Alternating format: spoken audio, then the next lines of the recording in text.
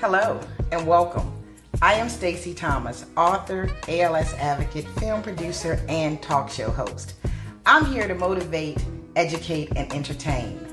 Join me on YouTube every Wednesday at 7 p.m. Stacey Thomas Talk Show, where we have powerful discussions centered around health, relationship, careers, and everyday conversation. Follow me on Facebook, I am Stacey Thomas. On Instagram, Stacey Thomas Talk Show. And don't forget, I can promote you too.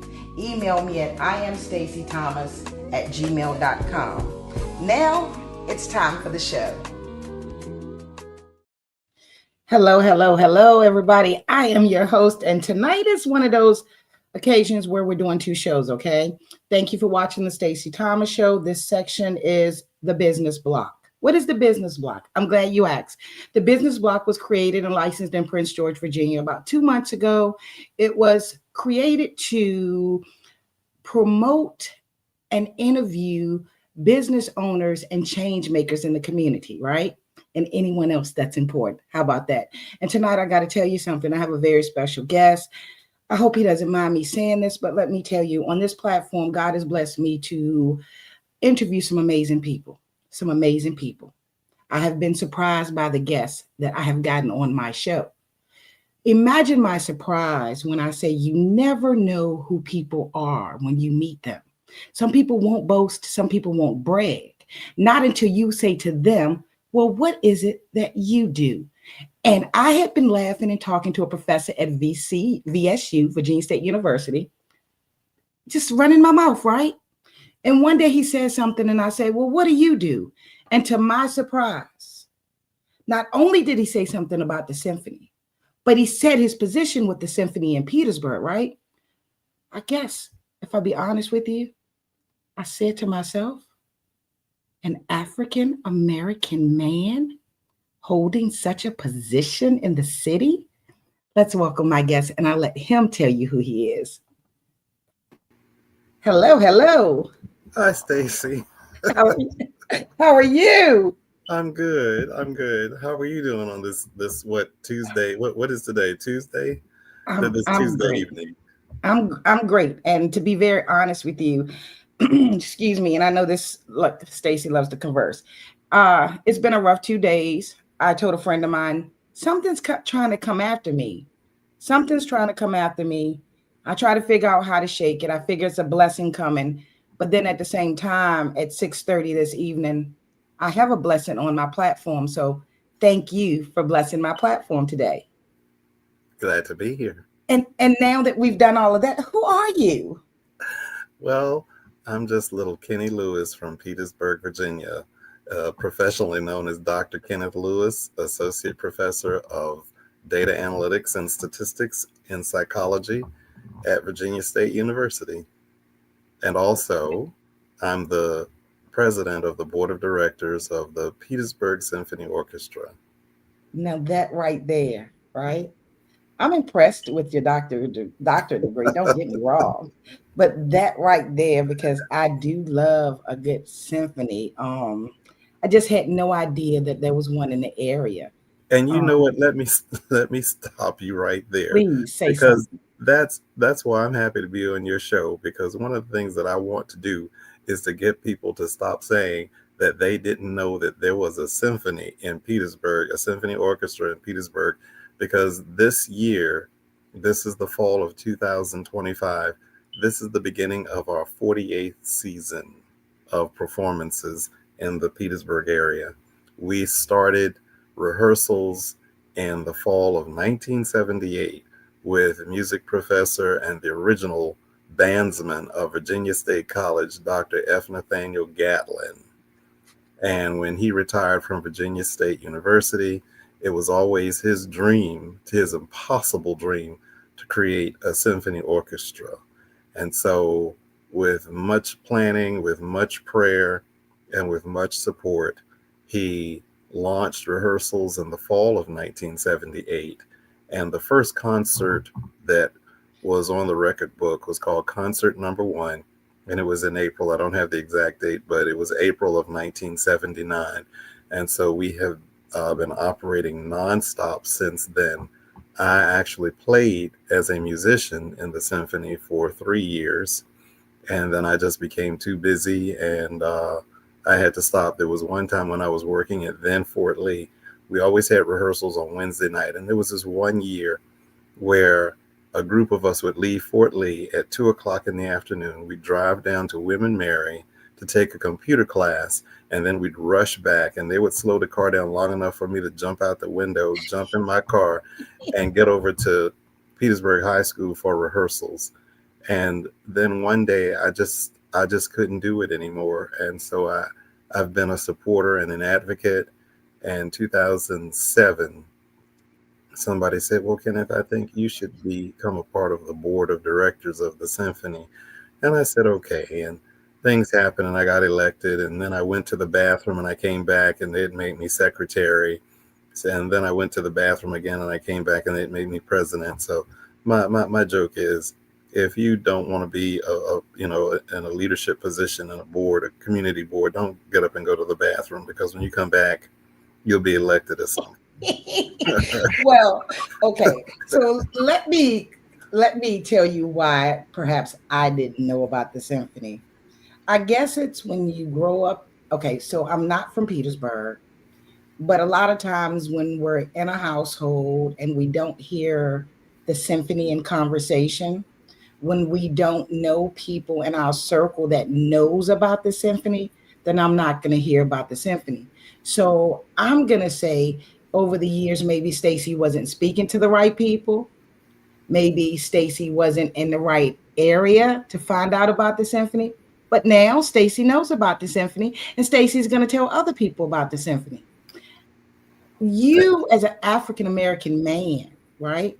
You've been with the symphony for over what is it? So it's been about 5 decades. Well, this is season 48 that we're starting.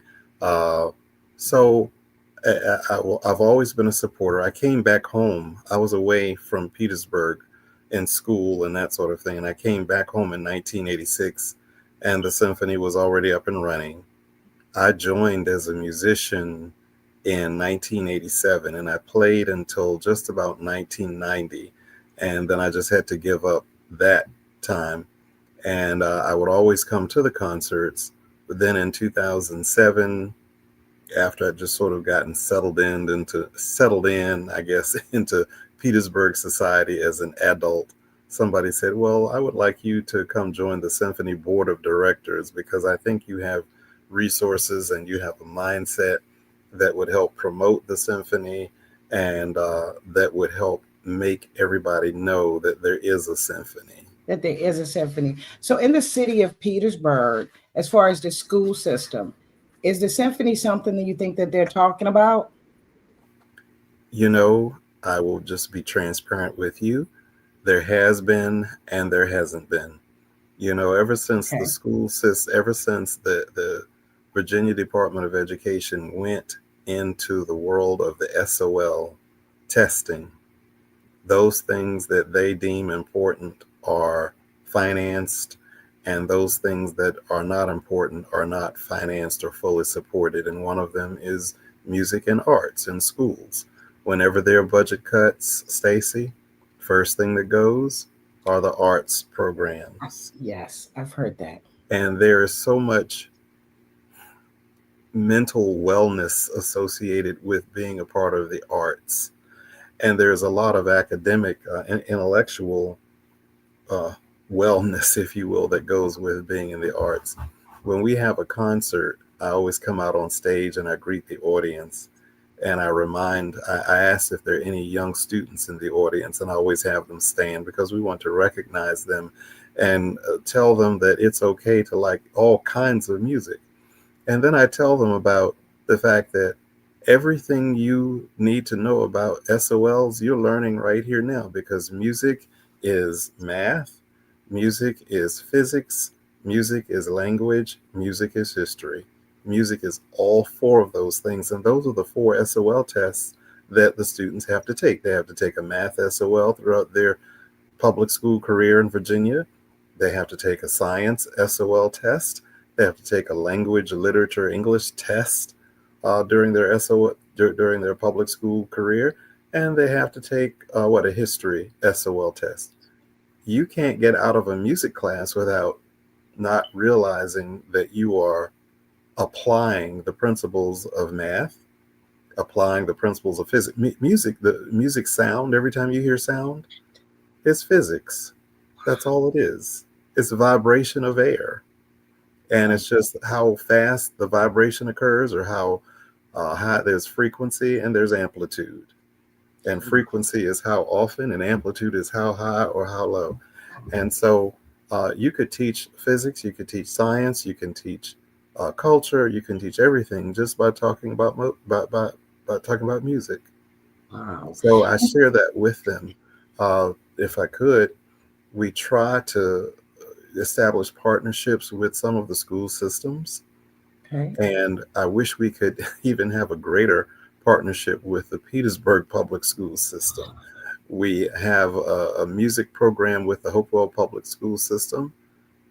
During the month of March, we have a free concert performance that the city of Hopewell pays for at the Beacon Theater. You're familiar with the Beacon Theater in Yes, sir. Hopewell?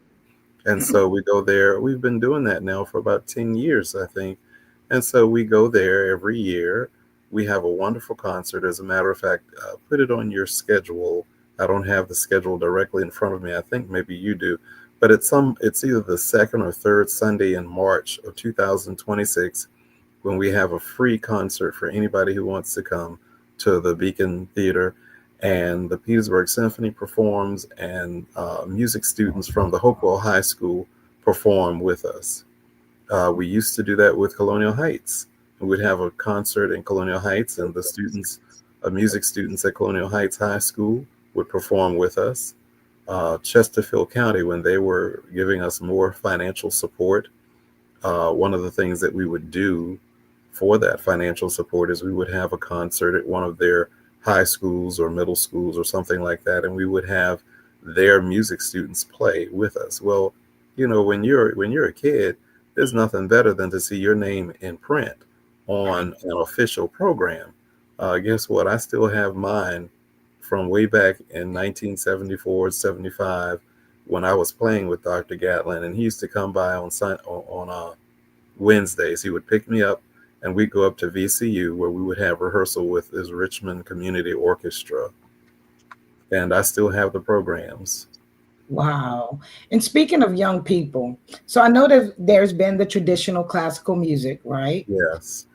Are you still doing the traditional classical music? And if you are, what are you doing to grab the younger people, the people of this generation, to attract them to the symphony? We have a limited, even though we have enough musicians, we could always use more musicians. We have a limited number of musicians who have full-time jobs. And so it Okay. makes it difficult for us to do spontaneous concerts at school systems, even though we do have ensembles. We have a string ensemble, we have a woodwind ensemble, we have a brass ensemble, all that sort of thing. And when we can schedule specific events for those ensembles, or just small groups, to show up at a school and do a lunchtime concert. And we've been working on that. Help us make that happen, Stacey. uh, because we actually get funding to make that sort of thing happen. Now, to answer your question, we play everything from Mozart to Michael Jackson, from Brahms to James Brown, and from Rachmaninoff to rock and roll. All Okay. right. Okay. And our typical schedule is 3 concerts and 1 gala. And our first concert is actually this Sunday, October 26th, 2025. It will take place at Petersburg High School Auditorium, where we've been performing over these past number of years. The ticket prices range from $6 up to $23. There's a category for students, there's a category for adults, there's a category for senior citizens. And plus, we have free tickets, all right? And so we want to fill the house. Petersburg High School Auditorium seats approximately 900 people, and we would love to have every seat filled. So thanks to you and whoever's listening, please go look us up at the petersburgsymphony.org there at the bottom of the screen, and see if you can make it your business to take 2 hours out and come to our concert, our first concert this Sunday. Now, Stacey, let me tell you this. Typically, the first concert of the year is always the last Sunday in October, Okay. and then we have a Christmas holiday concert, and that's typically the first or second Sunday in December. And so, based on how December comes in, if it comes in later, then it's the first Sunday. If it comes in early, just like last year, the 1st of December was Sunday. So we had the concert on the 8th of December. But the Christmas concert is usually the first or second Sunday of December. And that concert, this is an odd year. So during the odd years, we have Christmas carols, and we have Christmas carol sing along. We had a jazz Christmas carol sing along one year, but the even years is when we do the Handel's Messiah, and we have 4 guest vocalists who sing their parts. We have the full orchestra perform. It's a very wonderful and meaningful experience. And even though it's very, if you know anything about music and you know anything about Handel's Messiah, it's not to be a religious service, so you don't need to worry about us trying to proselytize you or transform you or anything like that. Right? It's just strictly a musical experience. However you receive it is how you receive it, but it's a musical experience. Wow. Then in February we have the gala. That used to be a concert, and we transformed it into a fundraising gala, and typically that has been in various places. This year, we're trying to have it at the Petersburg Public Library. Previously, we've had it at the Gateway Dining Facility and Banquet Hall there at Virginia State University, and we've had it in places downtown Petersburg. And then, Stacey, at in April, the last Sunday in April, we have our final concert performance. Oh, in March, however, we have the Beacon Theater performance. So you spoke about Dr. Gatlin. Yes. He was your mentor. He was absolutely my mentor. What? And I knew that he was important because you know how I knew he was important? How? Because my grandmother was a cook and a caterer, all right? If it flew, if it swam, if it crawled, if it walked, she could turn it into a delicacy. And all the important people, when I was growing up, I considered all the people who worked at Virginia State as the important people. And they would come to our house, and my grandmother would make the best chicken salad sandwiches for Wednesday Bridge Club and Saturday cookouts and Saturday evening dinner dances at the Bow 20 on Burn Street in Petersburg, if you know anything about that. And she would always be the one to cater. Well, Mrs. Gatlin would come to our house, or sometimes Dr. Gatlin would come to our house to pick up this wonderful platter of chicken salad sandwiches and other delicacies that my grandmother would make. And me, being a kid, just looking at it and say, well, he must be really important because my grandmother only cooks for important people. And so when I grow up, I want to be important too. so then later on, when I went to Peabody Junior High School, that's when I joined the band. Okay. All right. And I was given the French horn to play. I knew about trombones. I knew about saxophones. I knew about clarinets and flutes and trumpets, but I'd never seen a French horn. And Mr. William McKinley, who also lived over in the Ettrick area, just across River Road from the VSU campus, he was just an outstanding music instructor in the city of Petersburg. And he said, son, and he just looked at me and did it like this, son, yeah, okay, you're going to play the French horn. All right. And that was it. I didn't have a choice. And so shortly enough, I became a very decent French horn player. I was almost going to major in it when I went to college. And so it was either music or math. And I chose math. And one of the reasons that I chose math was because I loved music so much that I was afraid to study it officially for fear that I would hate it. If you can understand that. Yeah. But I always kept it. I mean, I was the drum major of the Petersburg High School marching band, and I played first French horn throughout my career in Petersburg High School. And then when I went to Hampton Institute, I became the drum major of the Hampton Institute Marching Pirates. All right. So, so what was it that you admired about your mentor that you're carrying on today with the younger people that you're now dealing with? He was just he was a gentleman. First of all, he was very kind and very friendly, and he was an expert. He was a subject matter expert at music, anything and everything about music. He studied at Oberlin College in Oberlin, Ohio. And ironically, I got accepted to Oberlin for math. I got accepted to Hampton and I got accepted to Oberlin. And I couldn't go to Oberlin because I needed $1,900 extra dollars that year. And in 1977, $1,900 was like $190,000. All right. And I got a full scholarship to go to Hampton Institute. Plus, Hampton had a marching band and Oberlin didn't.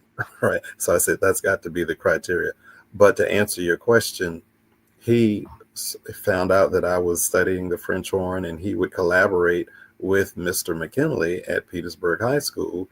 And he would choose students from Petersburg High School to play with him and his activities. I mean, he had a concert, he had a summer orchestra that played at Richard Bland College.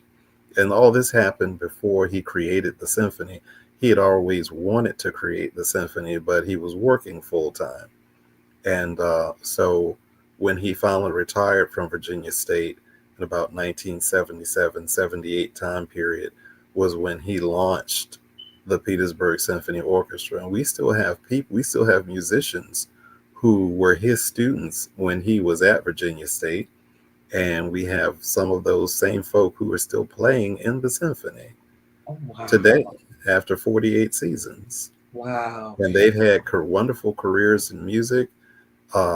They've studied music in various places. They went to Virginia State, and then they went to Juilliard School of Music. They went to Peabody. They went to other places, Peabody Conservatory. They went to other places because that's just how good a musician and how good a music instructor F. Nathaniel Gatlin was. When you think about the way back when days, when you think about the colleges and their black colleges and their marching bands, such as you think about Florida A&M and the FAMU Rattlers, that was William Foster. All right. When you think about Norfolk State University, that was Emory Fears. And when you think about Virginia State College, they were the Marching 110, and they were created. The idea of the Black College Marching Band at Virginia State was created by Dr. F. Nathaniel Gatlin. And he took what was given to him and turned it into a powerhouse. He used to take them up to New York to play for New York professional football halftime shows. He took some musicians from Virginia State on a tour to Europe, and they went to various countries from Virginia State. Do you hear what I am saying? He took them. Now you're talking about kids who could only spell airplane and had never even been to an airport, much less to get on board. They flew from Richmond to wherever. This was back in the 70s. So they did this like 1974, 75 time period, or somewhere around 71, 72 time period, somewhere around in there. And I'll tell you the secret. He mortgaged his house to make sure that they got the money because there was a certain issue that I don't even know. The money was there. And so, yeah, I'll spill the beans. The money was there, but one of the then presidents would not release the money so that they could go on this tour. And so he mortgaged his house, took them to Europe, brought them back, and he got reimbursed by the school. A man that absolutely loved doing what he was doing and the people that were a part of it. And he was going to make sure that those kids got that music experience. And so when you hear me, my rants about Virginia State, I don't talk about it loosely. I talk about it because I know it firsthand, and that the music program at Virginia State University was just the simply outstanding performance. As we say, when people came to Virginia State College as a music major, you couldn't teach them much. You know why? Because they already knew everything. So you had outstanding musicians coming in. Yes. You had music professors who studied at the Sorbonne in Paris. You see why I like talking to you. So, what? And so all that just made me want to be a part of something. And between Dr. Gatlin and Mr. McKinley, and just my mother was a music major for 1 year at St. Augustine's College in Raleigh, North Carolina, and my grandparents were not able to send her back, but she was always the musician. She was a voice and piano major the 1 year that she was able to go. And so of the three of us, three boys, I think I was the one who sort of inherited that gene, that unspoken gene of music appreciation to the point that I did. I was gonna say you were you inherited the love and the passion for it. Yeah. Wow. So with it being in Petersburg, Yes. it's already special because it's a symphony and it's in the city of Petersburg. But not just being the musical part that's sitting there. What part do you think you play as a as an important part of the community of Petersburg? Well, I'll tell you, it's funny you say that. At the beginning of each concert, I'm the one who goes out on stage and first says, "Ladies and gentlemen, on behalf of the Petersburg Symphony Orchestra Board of Directors, the music executive director, our maestro, our women's committee who serve as our fundraisers, and our wonderful musicians, I welcome you to this concert. Good afternoon." And then I go from there. And I just enjoy being the spokesman for the Petersburg Symphony Orchestra. And it actually works. One day I was standing in line at the grocery store and I said something to the teller, and this lady was behind me and she tapped me on the shoulder. And I said, "Aren't you the symphony guy?" I said, "That's me." The symphony guy. Oh wow. I'm the PSO symphony guy. And The so we just symphony really, guy. we try to just promote and promote and promote. One of the things we did with the school system last year was we had a program where we had authors, Storytime Live, I think it was called, Storytime Okay. Live. And so we had a combination of authors who had written children's books, and somebody would read the book to the children who were there, and an ensemble of the orchestra would be playing. So it was a very wonderful experience. We got funding for that from one of the foundations, and we try to do that. We're trying to do that again this year. Oh wow. So I saw something in the bio you sent me, and I'd Hmm. like for you to explain to me or break it down some more for me. Secure the legacy, sustain the dream, share the excitement, support the wonderful sound of music. Where did that come from It came from in here. in there? I just was thinking, what is it that I want everybody to know about the symphony? And what I want everybody to know about the symphony, number one, was just how great Dr. Gatlin was. We're going into music director number 4 now with Alex Wilkerson. We've had 4 full-time directors in the 48 seasons that we've been together.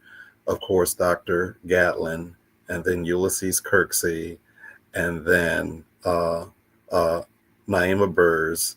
And this summer we just hired the new music director, Alex Wilkerson.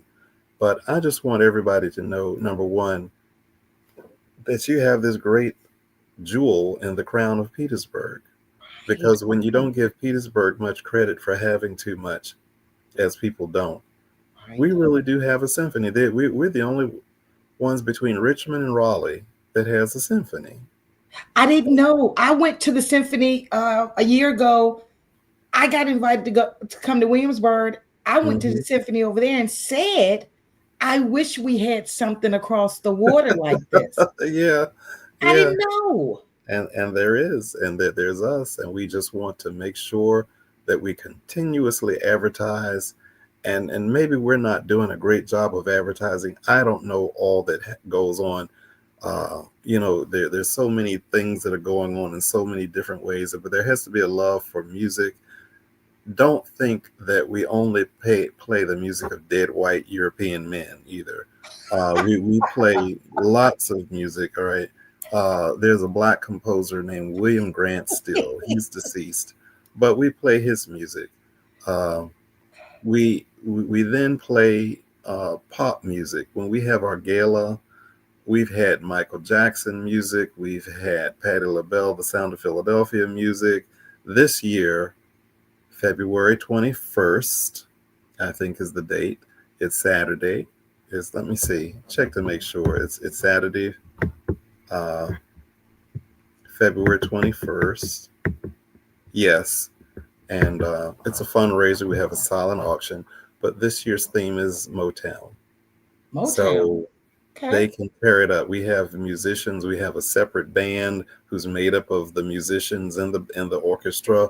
We have a combination of the of guitar, saxophone, drums, percussion with the full string orchestra, and they do a great job of making the sound come to life. I love the sound. Yeah. I Well, let's get back to how can we get people to know. You could always say, Stacey, you get a free seat at the orchestra if you promote us live. That's a Yes. suggestion. That's But it. Well, but it is because last year we had free concerts, and this year even we have a free. Don't know, because you have a free concert. People come to the concert, they're motivated, then they write a donation to the symphony. You know. right. And I was gonna say my most memorable time at a concert, and maybe you say it, I'll feel this at your symphony orchestra. I sat in the audience. Part of it made me want to go to sleep, and then the violinist, I felt like he was flirting with the audience. He could have been. People don't get it. He went from making me feel excited to Dr. Lewis. I said to myself, is he flirting? Yes. But my last two questions. Number one, who supports the orchestra? And what are the best ways that people that want to support, how should they donate? Excellent question. Number one, we have a subscription program. So you pay for a subscription, varying levels of member, patron, supporter, et cetera, and your name appears in the bulletin. That's one way. Just walk in off the street and buy a ticket. That's another way. We're always accepting donations, just because, and all the donations are tax deductible. All right. But to finish answering your question, we get a grant from the Cameron Foundation of Petersburg. We get a grant from Culture Works. We get a grant from the Virginia VEA. What is that? My brain slips me right now live. But as a matter of fact, some of them. There's People's Advantage Federal Credit Union, which is just off of Wagner Road. They're a new supporter of ours. Um, Congratulations. so yeah, and all donations are tax deductible. Uh, after you purchase the ticket, you know how that works. Right. Uh, you get the letter. Okay. Let me see, the League of the national. That's who I was thinking of. The National Endowment of the Arts and the Virginia Commission for the Arts. We get a donation from the Chamber of Commerce. We get a donation from the city of Petersburg, uh, from Colonial Heights, or we have gotten it in the past from Colonial Heights. We get one every year from Hopewell. And so we're always looking to expand being you're being a sponsor for a concert, when Petersburg was a much more active, business oriented city. Uh, Pepsi Cola would pay for a concert. And, Stacey Mhm. Williams sponsors this concert. It's about $7,000 or $8,000. So just draft that check, Stacey, and come on board. And if I could just say this, the four things: secure the legacy. When you think about a legacy, that's something that somebody leaves behind, and you want to make sure that it is always secured. All right. Right. When you sustain the dream, you always want to make sure that the dream of Dr. Gatlin is always a better, improving musical organization. And of course, how do you do that? You share the excitement that's generated by the music of the Petersburg Symphony Orchestra. And finally, you support the wonderful sound of music through funding your donations, your dollars to help the Petersburg Orchestra continue. And so that if we do well, the city of Petersburg does well. When the city of Petersburg does well, the South Side Virginia does well. The state of Virginia does well. The East Coast does well, all Right. because of the Petersburg Symphony Orchestra. Right. And before we end, I ask you my last question. I want to show something that's on YouTube. The orchestra. Let's see. Okay.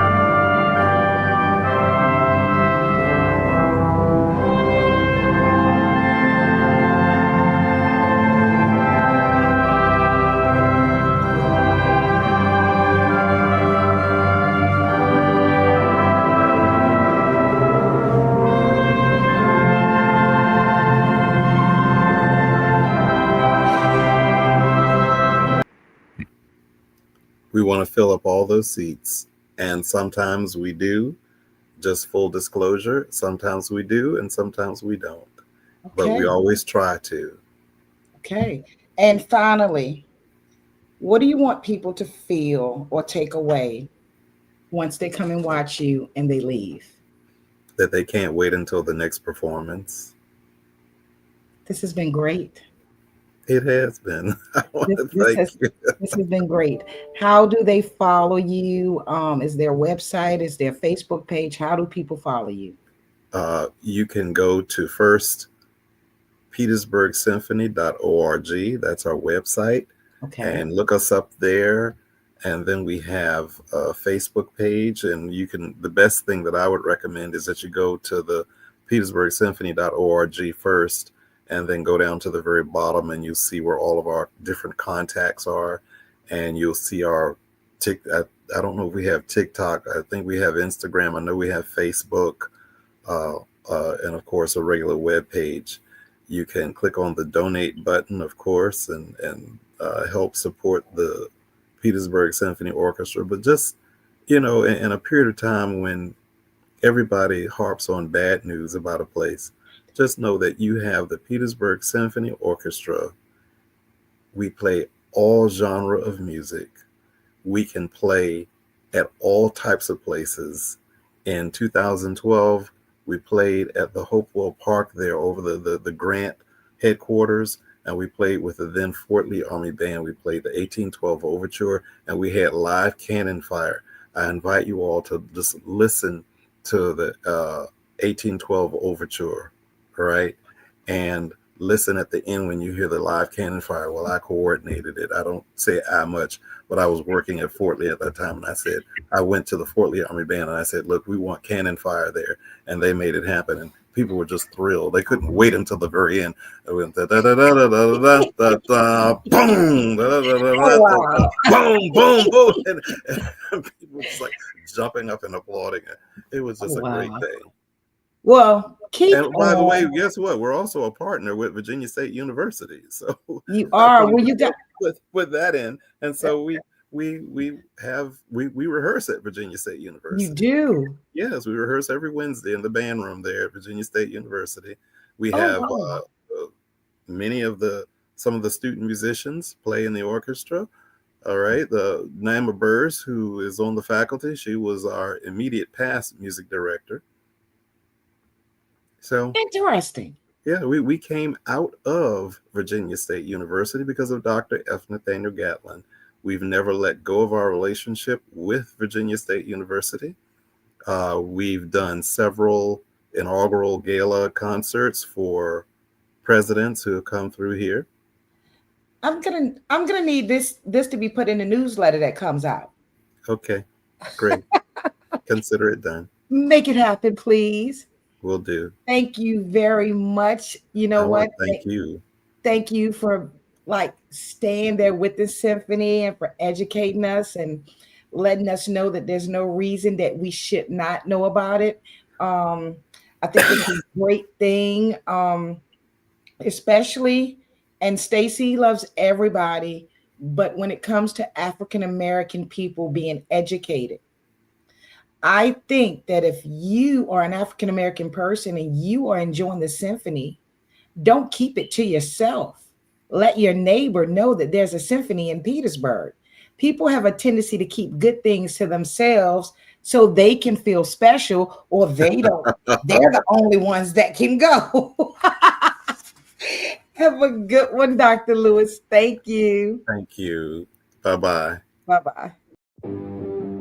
Attention business owners, are you ready to turn your purpose into powerful publicity? Tune into the Business Block, Purpose to Business with Stacey Thomas every Monday at 6:30 a.m. on Cool 101.2 Pop. We spotlight entrepreneurs, change makers, and passionate business owners just like you. When you advertise, you're not just on the radio. You're featured across social media too, amplifying your brand far beyond the airwaves. Call 804-214-6241 or visit IamStaceyThomas.com to book your spot. Cool 101.2, where your passion becomes your platform.